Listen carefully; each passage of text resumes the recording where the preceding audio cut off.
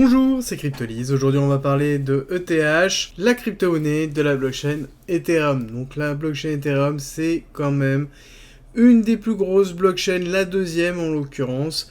On définit toujours les crypto-monnaies comme étant BTC, Bitcoin et ETH et Ethereum pour deux choses. Bitcoin est globalement la création de la technologie en elle-même avec un repère monétaire, alors que Ethereum a apporté toute la couche, notamment de programmabilité et d'utilisation de la crypto-monnaie. Sans Ethereum, nous n'aurions pas de smart contract, nous n'aurions pas de DeFi à l'heure actuelle, nous n'aurions pas les use cases que nous pouvons voir actuellement et dans toutes les schématiques qui se trouvent. Donc Ethereum, c'est une brique fonctionnelle, réellement forte pour l'ensemble de l'écosystème des crypto-monnaies. On peut dire même que ça va encore plus loin, étant donné que toutes les applications, 92 ou 13% des applications actuellement déployées sont faites en Solidity, qui est le langage d'Ethereum. Donc Ethereum est vraiment dominant sur ce domaine-là, et même sur la totalité des blockchains. On peut dire que Ethereum a une dominance qui va faire que croître, et justement, au fur et à mesure, pouvoir, même certains le disent, le croient, malgré les maximalistes justement de BTC. Néanmoins, on a tendance à penser que Ethereum va aller vers, en tout cas, un équilibrage en termes de dominance avec le BTC, et justement, on est en train de préparer quelque chose qui est très important au niveau d'Ethereum, c'est le passage à Ethereum 2, alors même ça s'appelle plus comme ça, donc c'est le Proof of Stake d'Ethereum, parce que Ethereum est un Proof of Work à l'heure actuelle à l'image de BTC, un petit peu différent, mais on est dans la même schématique, et là, on a justement le passage au Proof of Work, qui est censé arriver depuis déjà très longtemps, qui était censé être prévu pour juin, et qui est encore reporté, on ne sait pas jusqu'à quand. Il y a des bruits de couloir, disons septembre, bon, peut-être début 2023, si jamais on a encore un petit peu de retard, mais on sait que ça fonctionne, parce qu'on a déjà eu énormément de tests, on a eu 3 tests cette année, les 3 tests se sont passés excessivement bien, donc ça veut dire qu'il n'y a pas eu d'accro, on est sur quelque chose qui est positif, mais il est vrai que le fait de réussir ce passage en Proof of Stake est essentiel, et c'est pour ça que je pense qu'elle est retardée. Donc globalement, Ethereum c'est quoi ? C'est la blockchain qui a permis la programmabilité de toute transaction autour de la blockchain. Et c'est ce qui fait Ethereum aussi, Ethereum. C'est, s'il n'y avait pas ça, il n'y aurait pas de DeFi, il n'y aurait pas l'engouement qu'il y a autour des crypto-monnaies et de la blockchain, en tout cas beaucoup moins. C'est vraiment Ethereum qui a donné tout ça. Et c'est pour ça aussi qu'Ethereum est au centre de plusieurs autres blockchains. C'est-à-dire qu'il y a beaucoup de choses qui gravitent autour, des layer 2, des sidechains, il y a des plasmas, il y a beaucoup de choses qui peuvent tourner autour. La plus connue reste quand même Polygon, du coup en layer 2 sidechain qui justement offre de la scalabilité à Ethereum, mais Ethereum a quand même beaucoup de problématiques. On a des transactions qui sont excessivement chères, on a des problématiques de scalabilité, on a à côté des problématiques de programmabilité qui sont en train d'être réglées, on a quand même certains soucis, mais on a une équipe monumentale qui s'occupe de développer les différentes versions qui arrivent, et ça c'est vraiment aussi une des forces derrière Ethereum. Ethereum a une autre force, je pense que c'est le leader emblématique d'Ethereum qui à lui seul offre en fait, je pense, une certaine aura à Ethereum, parce que c'est quelqu'un qui est brillant et qui a un avenir, en fait, qui nous montre un avenir de la crypto-monnaie et de ce que l'on peut penser de la crypto-monnaie. Autre chose, Ethereum, qui était à la base inflationniste, est devenu maintenant déflationniste grâce notamment au passage de la nouvelle norme, et justement, il y a beaucoup d'éthers qui sont brûlés constamment, et plus d'éthers qui sont brûlés par rapport au nombre d'éthers qui sont créés, et donc c'est positif sur le long terme au niveau d'Ethereum, c'est-à-dire qu'on va créer des Ethers, mais dans tous les cas, on va en consommer régulièrement pour garder en fait une supply qui va décrémenter au fur et à mesure, une décrémentation qui va être quand même lente, mais qui va arriver. Autre chose, on a au niveau d'Ethereum le passage du passage en Proof of Stake, un certain nombre d'Ethers qui ont été bloqués pour Ethereum 2 et qui seront libérés. Alors il y a toute une appréhension dessus, je vous rassure, je vous l'ai déjà expliqué, mais je le répète, ça ne sera pas libéré du jour au lendemain, il y aura un étalement qui sera effectué, et certainement au moins 1 an ou 2 ans après tout simplement le passage en Proof of Stake. Donc on aura toujours quelque chose qui permettra de se préparer, mais néanmoins, on sait qu'on aura une libération des terres. Est-ce que c'est gênant par rapport à ça? Je ne pense pas, parce que dans tous les cas, c'est quelque chose qui va être, comme vous l'avez compris, déflationniste, donc avec un supply qui va diminuer.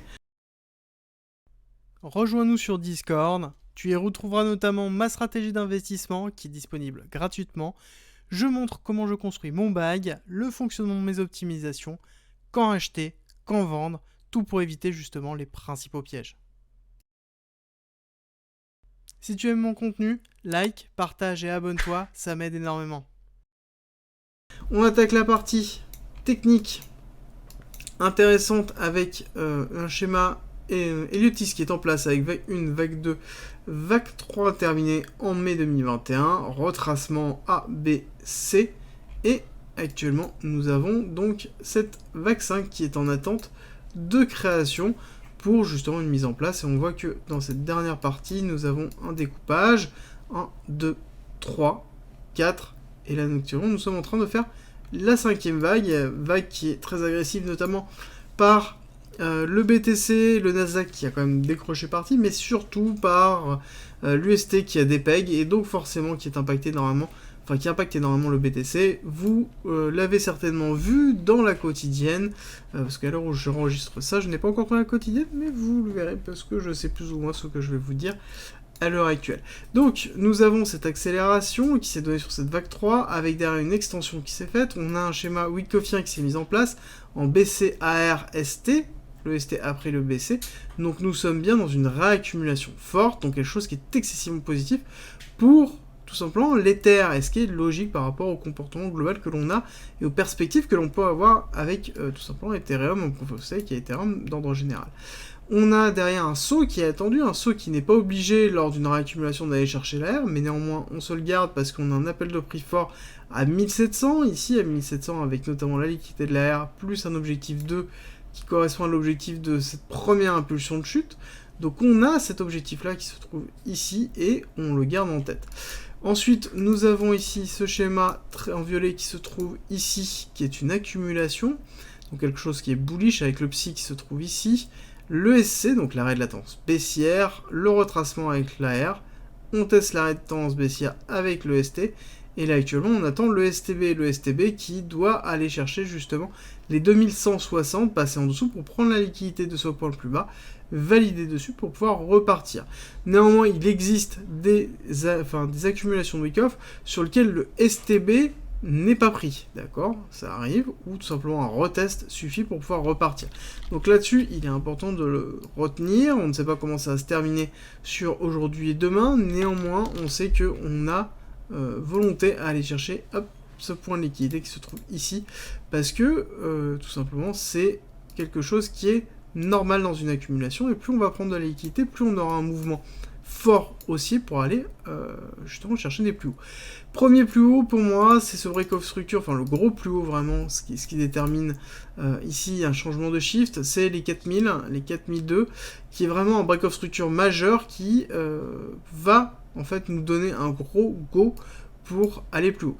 Néanmoins, on a un break-off structure mineur qui a été laissé lors du dernier AR, ce qui est logique, et qui se situe, hop, ici dans les 3500, qui est ici un premier départ pour un lancement. C'est-à-dire qu'on pourrait très bien avoir ici descendre, prise de liquidité du STB, retest, on teste ce niveau-là, on repart à la hausse, et là on part. D'accord, donc premier schéma.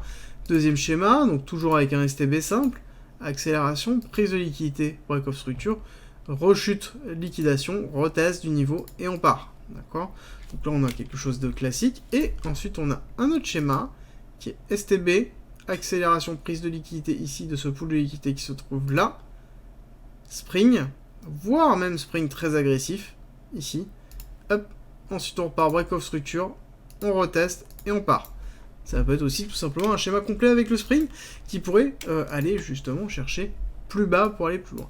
Alors, au niveau des objectifs que l'on peut se donner, parce qu'on a une vague 5 certes qui arrive, mais on a aussi ici un schéma très bullish qui est en train de se faire, parce que tout simplement on pourrait avoir une accélération ici vague 3 et voire même un schéma total qui pourrait être une grande vague 1 voire une grande vague 2 après.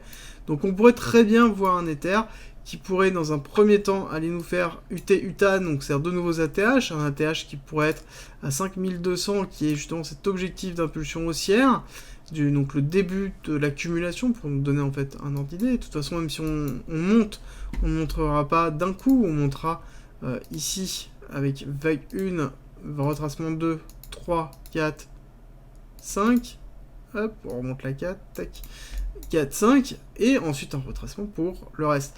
Donc on aura après derrière un gros retracement qui sera effectué. Alors il y a un autre schéma qui est mis en place avec vague 1, vague 2, on a une vague 3, vague 4, et ensuite vague 5 avec un retracement ABC, mais je trouve qu'elle est beaucoup moins lisible au niveau Liotis, respecte beaucoup moins les ratios, donc c'est pour ça que je préfère cette hypothèse qui est effectuée. Donc au niveau des objectifs, en UT-UTAD, pour moi on peut très bien aller chercher 5002, mais surtout dans le très très long terme, pour moi Ethereum voilà, va aller chercher au-dessus de 10K. C'est tout à fait logique pour moi dans l'état actuel. On a du mal à se projeter, mais si on regarde une projection donc de cette première impulsion, on regarde le plus haut, on fait un retracement par exemple, allez, on va faire un retracement sévère, avec un 1700. D'accord. Donc on voit que le 1.618 se trouve à 9300. D'accord.